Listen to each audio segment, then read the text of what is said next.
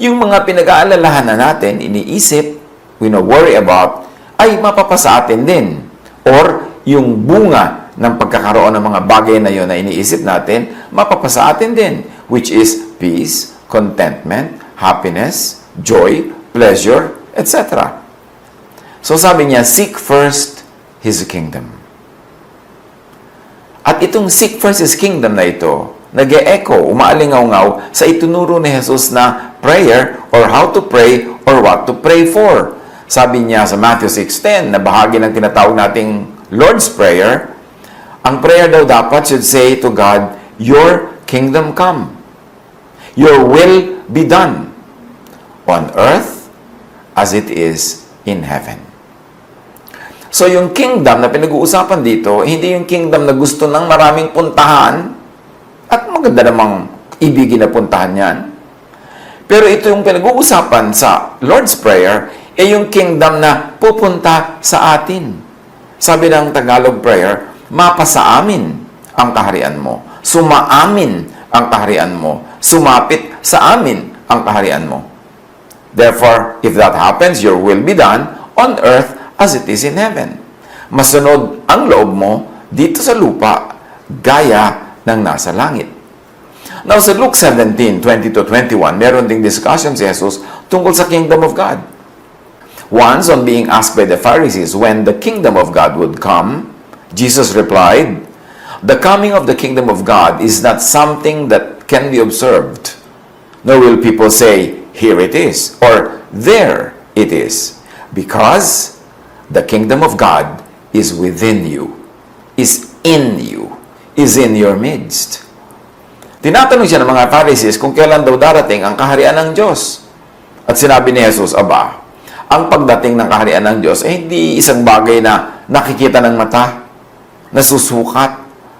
Sabi niya, hindi pwedeng sabihin, eto, o hayun. Sabi niya, kasi invisible ang kingdom of God, it is in you. It is within you. In other words, the kingdom of God that Jesus is talking about here is that reign of God in people's minds and hearts. The kingdom of God within the mind and in the heart. The kingdom of God in thought and feelings. Na pag nagpagharian tayo ng Diyos, pag dumating sa atin ang kaharian ng Diyos, yon ay tumatagos, tumatalab, nakikita sa ating iniisip at nararamdaman. Hindi ibig sabihin na wala na yung isang kingdom na gustong puntahan ng mga tao pagka sila sa makabilang buhay. No. Pero ang tinutukoy dito is this kind of kingdom that should come. The kingdom that is within us. The kingdom na laging sinasabi ni Jesus at nire-refer din ni John the Baptist that the kingdom of God is near. The kingdom of God, in fact, has come. It is the reign of God in people's hearts and minds na ang resulta, rest, peace, love, tranquility, calm. Yung ganong mga feelings that are very positive and very beautiful. So sabi ni Jesus, the cure to such worry is faith in God. The cure to worry about things, about what you have, about your health, about your body, about what you will eat, what you will wear, the cure is faith in God. Is in having the kingdom of God within. Not in having what one wants, but in having godly thoughts and values. Yun ang kingdom of God.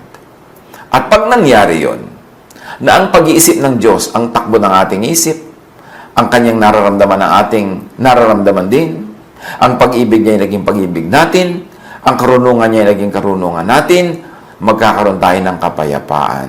Maghahari sa atin ang Diyos, mapapasa atin ang kaharian ng Diyos, at ang bunga nun, daig mo pa ang natanggap ang lahat ng wino-worry about. Daig mo pa na nandiyan na sa bahay mo, nasa bulsa mo na lahat ng inaalala mong dapat ay kailangan, dapat ay magkaroon, dapat ay maging sayo. Daig pa yon.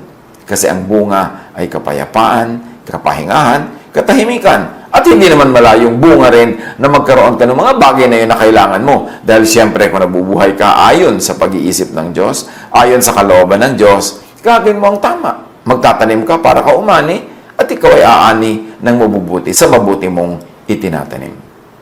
Matthew 6:34, Therefore, do not worry about tomorrow, for tomorrow will worry about itself. Each day has enough trouble of its own. So, sabi ni Jesus, think only of your needs today. Kaya tayo nag-aalala. Hindi naman yung today mostly ang inaalala eh. Kasi more often than not, meron naman nung pang today. Kahit medyo hindi kasing dami ng iniisip at gusto ng iba, meron pa rin. Meron pa rin. Pero ang nag-aalala tayo talaga, yung pang bukas, pang next week, next month, next year, next 10 years or more. Kaya nakakapag-alala because hindi mo naman control yung malayo. Pag inisip mo yon, ang magiging bunga lang ay pag-aalala, pagkabalisa, at takot. So sabi ni Jesus, think only of your needs today.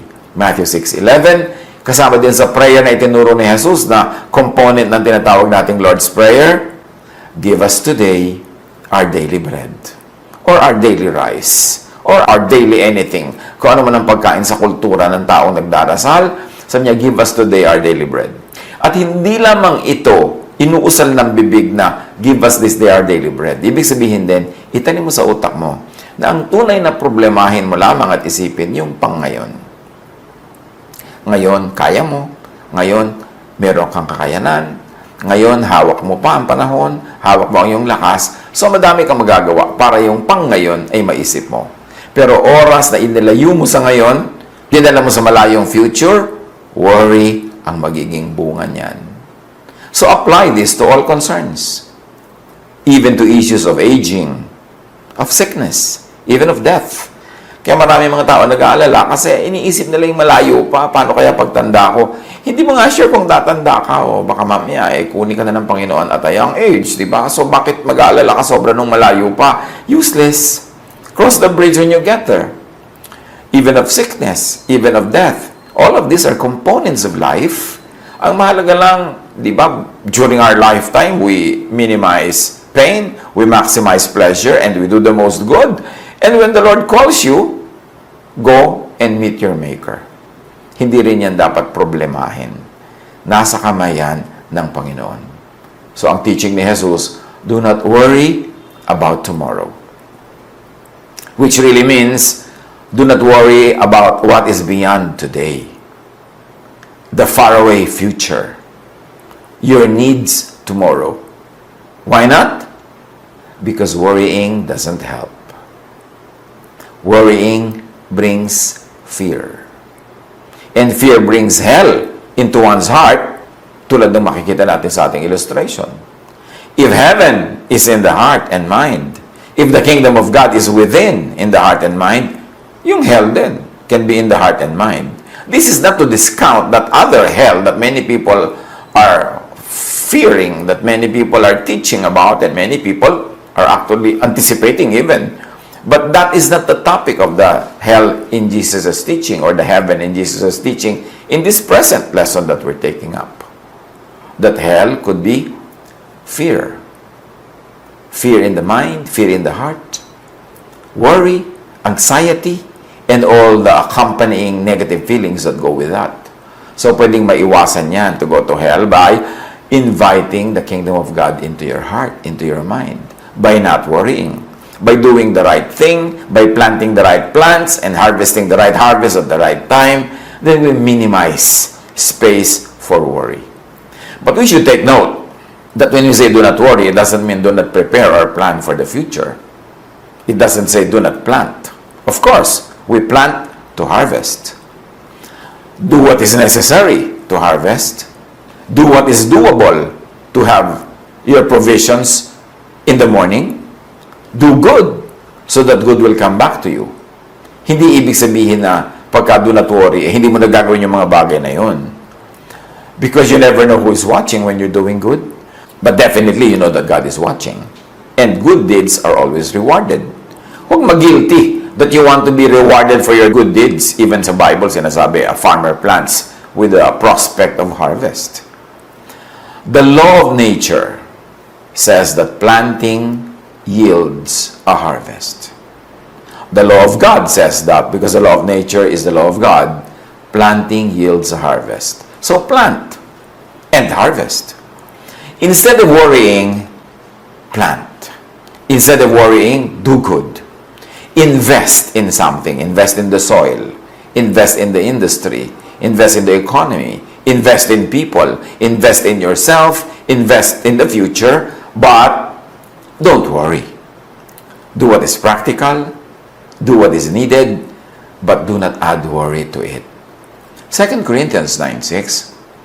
Remember this. Whoever sows sparingly will also reap sparingly.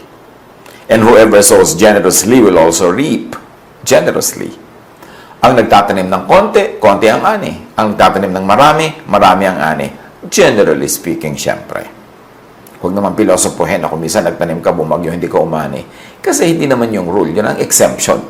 Pero kadalasan, talaga pag nagtanim ka, ani ka. Gusto mong maraming anihin, marami ka itanim. Gusto mong pag dumating ang crisis, marami kang relaxation, marami ka dapat trabaho before the crisis. Marami kang savings, marami kang investment, para pag dumating ang crisis, medyo relax ka lang. Sabi nga doon sa Proverbs 31 lady, she can laugh at the days to come kasi marami siyang tanim. Galatians 6:7, you cannot fool God, so don't make a fool of yourself. You will harvest what you plant. If you plant goodness, you harvest goodness.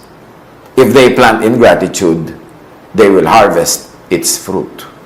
So kung anong tanim, siyang ani. Sa halip na mag-alala tungkol sa kinabukasan, magtanim.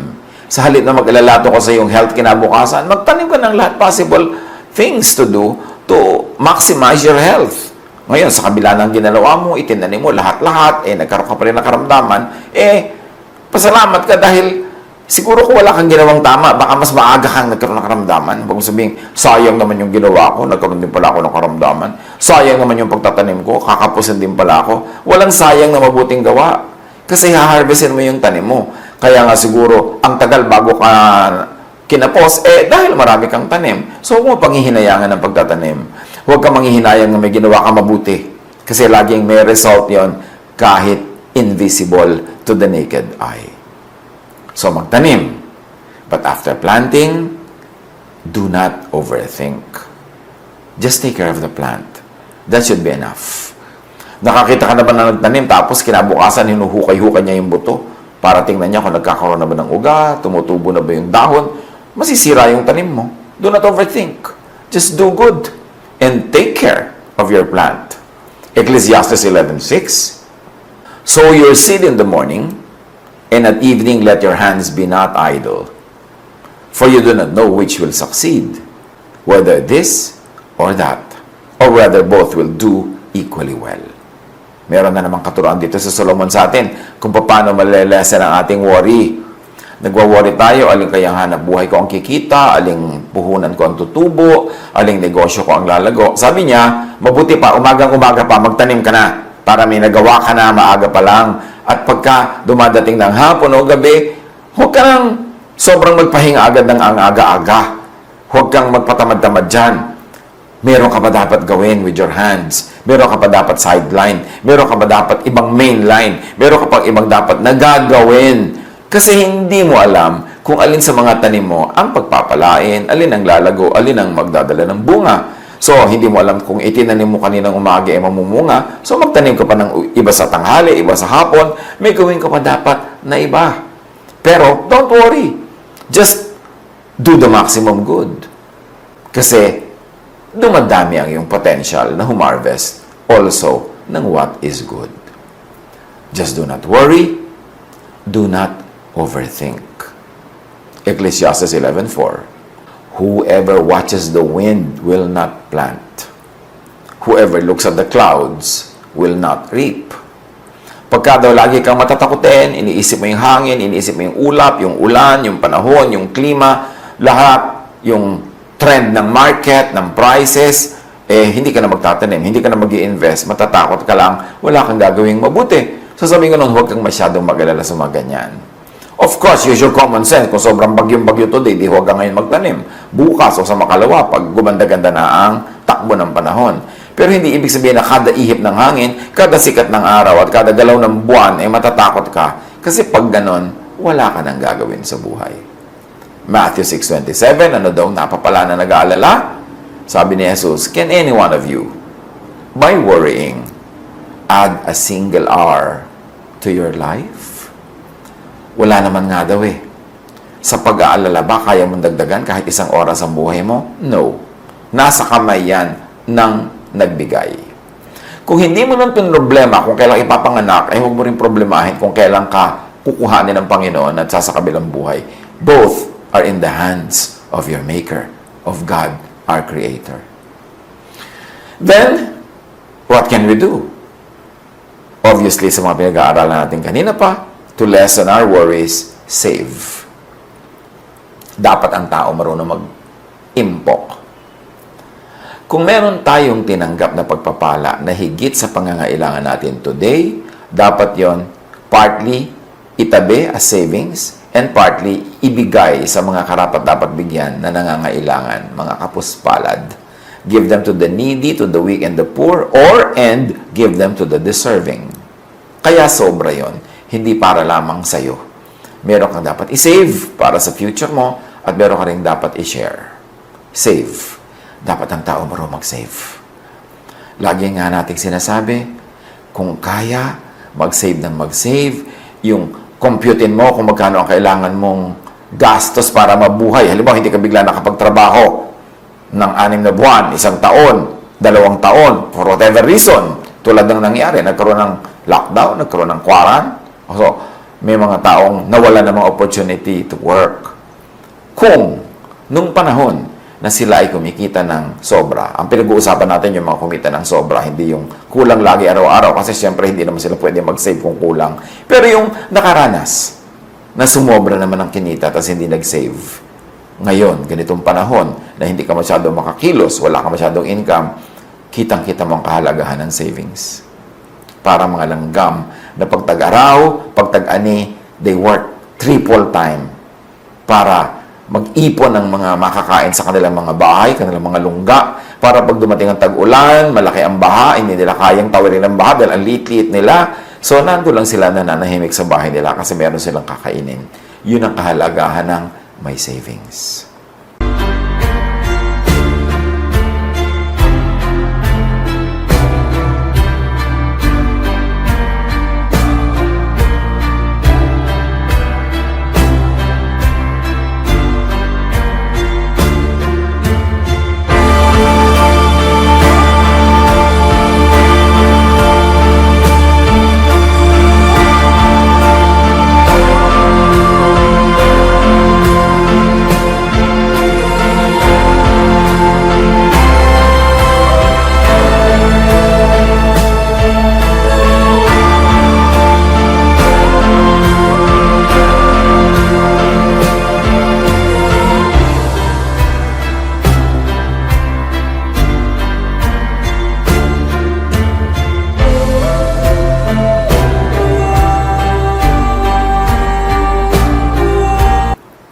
Kung sakasakali, huwag naman sana na nadaanan tayo ng very challenging times na ito na walang savings at talagang nakaranas tayo ng challenges, next time around, if the Lord gives us another chance, kailangan mag-save tayo pag meron tayong extra income. Then, of course, conserve. It is important to conserve. Save and conserve. Kasi hindi mo alam kung kailan darating ang panahon na kapos, kulang, o hindi ka makalabas para magtrabaho. At sabi ni Jesus sa Matthew 6:33, yung sa pagwawakas nga ng kanyang katuroan tungkol sa do not worry, seek first His kingdom, meaning His thought, and His righteousness, meaning His deeds and works, like planting, doing good, and all these things will be given to you as well. Pag inuna mo, na sumunod yung isip mo sa isip ng Diyos. Sumunod ang katawan mo sa mga trabaho ng Diyos. Mga trabaho ni Jesus, lahat daw ng pinag-aalala at iniisip natin, automatically will be given to us. Ang pagtatamasa natin ng mabubuting bagay, naging mga magaganda at masasarap na bagay, ay bunga lamang ng kaluguran ng Diyos sa ating pagsunod sa Kanya at sa pagbibigay natin ng isip at puso natin sa Kanya upang siyang manahan doon, upang siya ang maghari para tayo maging kaharian ng Diyos, kingdom of God. That kingdom is not up there in the clouds. That kingdom is within us. Thinking, doing, working, all mean prayer. And God answers prayer.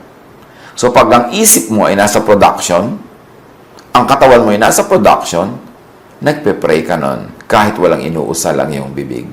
Because thinking and doing and working are all forms of prayer. And God answers prayer. So when you think production, when you do production, when you think well, when you do well, you will harvest well. Because you're always praying. Pag tama, pag godly ang isip at gawa, there is no need to, and there is no room for worry. So punuin natin ang ating isip ng tamang thoughts. Let our hands be busy with mga tamang gawa. Let our feet be busy sa mga tamang dapat puntahan at panindigan. At pagka ganun, hindi natin kailangan mag-alala. Kasi Diyos na magbibigay ng automatic na result ng ginagawa nating tama at mabuti. Kung ginawa ito noon, mga tamang pag-iisip, dapat may harvest na ngayon. Kung walang harvest ngayon, at nawa, meron, pero kung sakasakaling wala, ibig sabihin, hindi ito ginawa noon. So, pwede pang gawin. May pag-asa pa. The blessings of God is new every morning, at may hope tayo every morning, every hour, every minute. Gawin na ngayon ang tama para umani bukas. Huwag magsayang ng oras sa pag-aalala, sa takot. Ubusin ang oras sa pag-iisip ng tama at mabuti, ng maganda, ng kapakipakinabang, to produce, to plant, to do good, and the harvest will be automatic. I-apply natin ito sa ating buhay. Iba't ibang aspeto ng buhay, iba't ibang hanap buhay, iba't ibang pamamaraan ng pamumuhay. Iba-iba lang ang details niyan, pero pareho lang yung outline niyan. Pareho lang yung pupuntahan. God wants us to have an abundant life. Sabi ni Jesus, I came that you might have life and have it to the full. Hindi kulang, hindi bawas-bawas, hindi bungi-bungi, full. Siya ang tubig ng buhay. Siya ang liwanag ng buhay. Siya ang ating dakilang pastol. Pag sinunod natin ay tinuturo ni Jesus. Pag naghari sa ating isip at puso ang kanyang kaisipan, ang magiging bunga, kagalakan, kapayapaan, at lahat ng productive fruits na kailangan natin sa ating buhay, matatamasa. Control the thoughts. Put them in the right place. Huwag isuko ang isip at puso sa negative thoughts. Kasi ang ating puso at isip ay para sa Diyos, para sa positive thoughts. Mag-isip. Suriin ang ating buhay nang malaman natin kung saan tayo may kulang para mapuno at ma-correct at mag-harvest tayo ng peace, ng rest, ng contentment at ng mga kailangan natin sa buhay. I-apply. Pagbulay-bulayan lagi. Bao đêm đợi chờ mưa rơi, lòng chơi vơi như gió biển khơi, cánh chim bế nhau tung bay, người đầu hay ta không oán trời. Bao năm tình yêu chưa phai, giờ chia hai đôi lứa lạc nhau, lối gió số phận đã không an bài.